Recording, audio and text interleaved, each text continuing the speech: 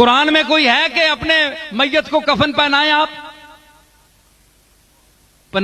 پوانے ہونا مرنے تو بعد بندے کو نماز پڑھنی ہونی یا دفتر وچ بھیجنا ہونا، بولو نا، یا کوئی خطابت کرنی ہونی اس تلے جو تسی کپڑے پوا کے جو ساں بھیجنے ہو، ننگا دب چھوڑو، پھر نویں کپڑے ہیں جی، چٹے دودھ خوشبواں لا کے معطر، بدن مطہر و شستہ، کفن معطر و صاف، یہ اہتمام ہیں، تکلفات یہ ہیں خاک میں ملانے کے،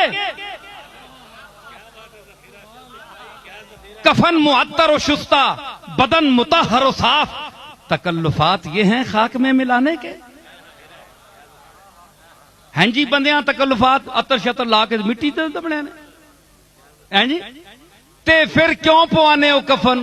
اس واسطے جی اس نی عزت ننگا دبیا تے بےزت ہو ویسی ننگا تساں نے کملی والے جس نے حدیثاں تسی نہیں مننے ہو منکرو، اسی حکم دیتا ہے اساں لباس دیو، ننگا نہ دبیو۔